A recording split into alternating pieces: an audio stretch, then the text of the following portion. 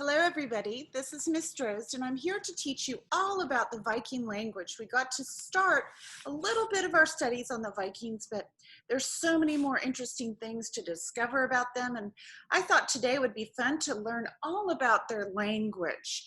And their language was written, which is unusual for that time period, and it was shared through something called the sagas, which were really fantastical stories all about their gods and goddesses and adventures that other Vikings went on. In fact, the term to go a Viking, the word Viking means an adventure. So these men and women loved adventure.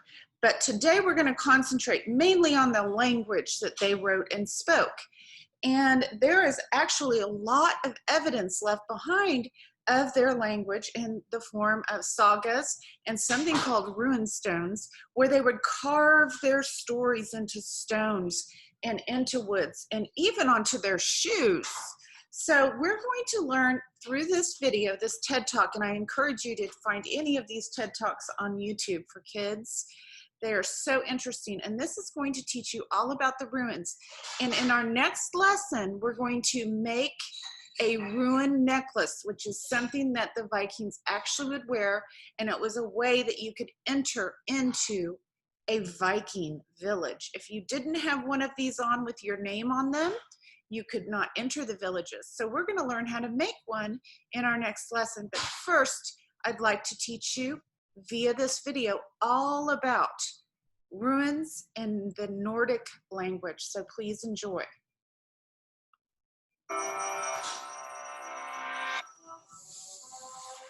In the 8th century CE, Vikings surged across the misty seas. They came from Scandinavia in northern Europe, but would travel far and wide. Some plundered and settled in the British Isles and France. Others braved Arctic exploration or forged clever new trade routes to the Middle East. With their steely navigational skills, advanced long ships, and fearsome tactics, the Vikings sustained their seafaring for over 300 years. But for all their might, they left few monuments. Instead, fragments of stone, bark, and bone provide the keys to their culture. Found in graves, bogs, and sites of ancient settlements, many of these objects are inscribed with messages in Old Norse written in runic letters. But the Vikings also scratched runes into household goods, jewelry, weapons, and even shoes. Deciphering these messages is no easy task.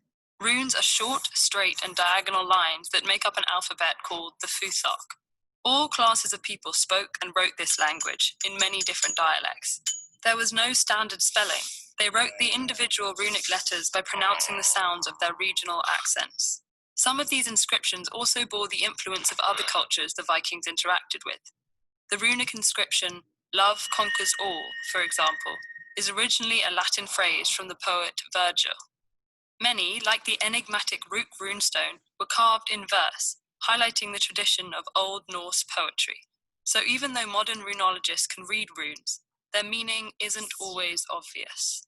Still, in spite of the remaining mysteries, many inscriptions memorializing the dead and recording local histories have been deciphered, along with some containing magical incantations.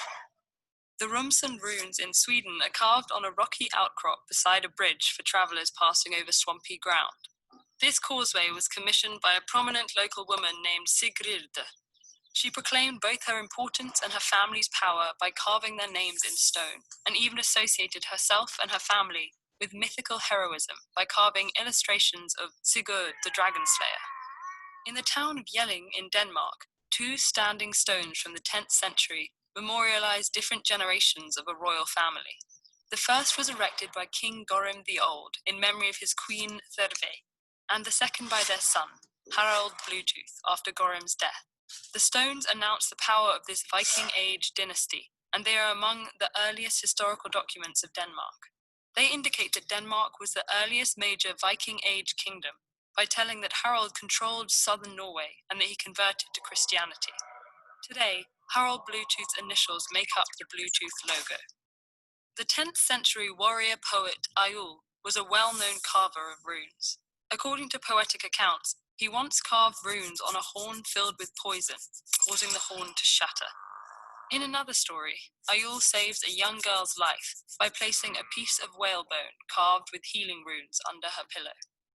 Norse poetry tells of runic spells cast to ensure calm seas, safe childbirth, and triumphant battles. But the exact nature of these spells isn't fully understood. Many of the inscriptions on swords, axes, and spears are indecipherable.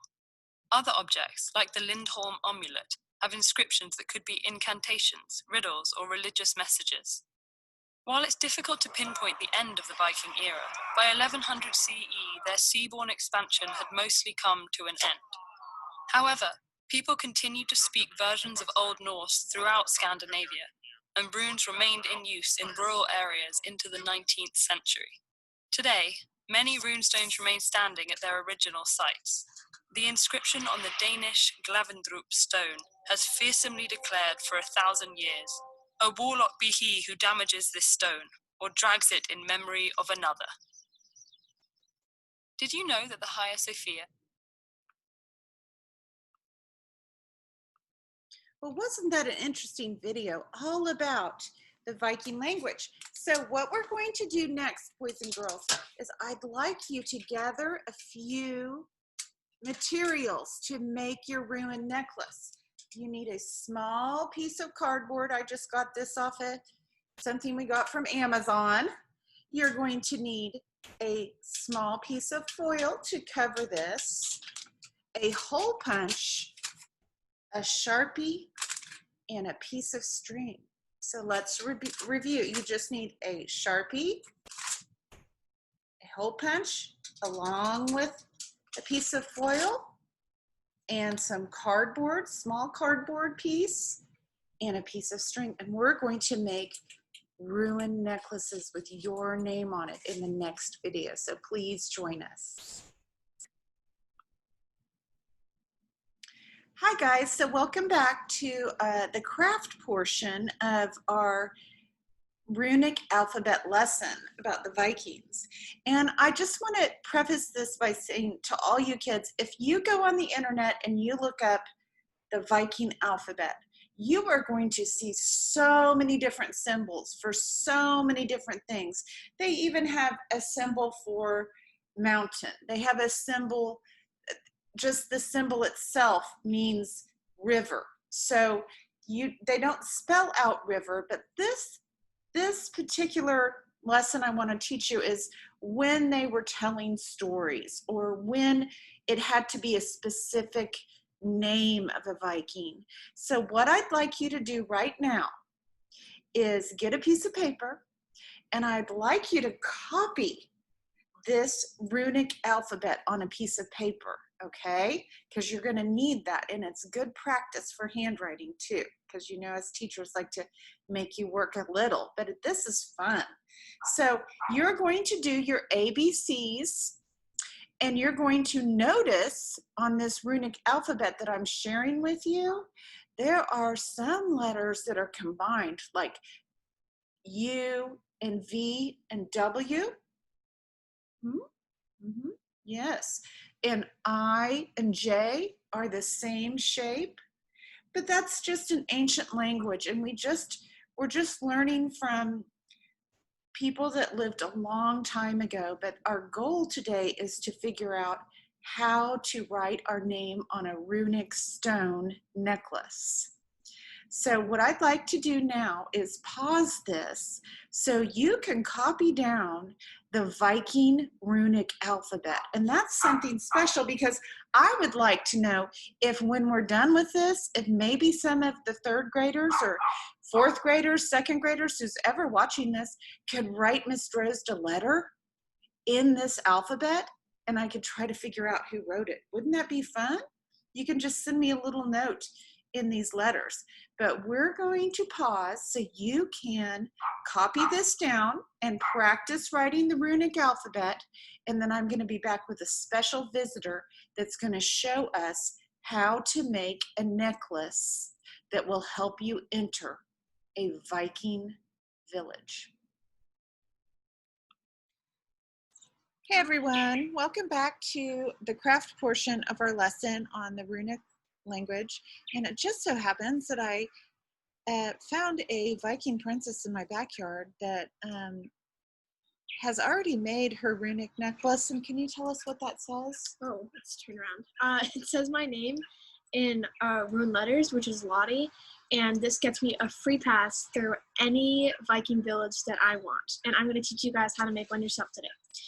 So with the Rune alphabet, you want to figure out what your name is. And this is my mom's name, and this is my name.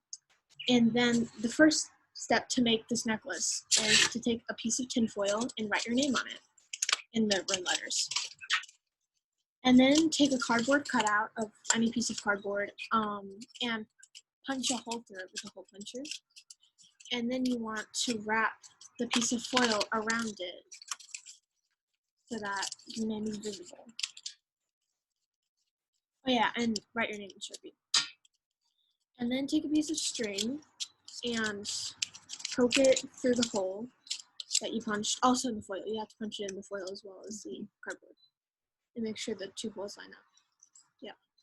And then put the piece of string through the foil and the cardboard so that it turned into a necklace. Voila. And you can tie it around your neck and make sure it's not too tight so you can take it off. And Lottie, what will this grant me? Yeah, free pass through any Viking village. I love it. Oops. Thank you so much for teaching us how to make this awesome necklace. No problem. Okay, see you soon. Bye, guys. Bye.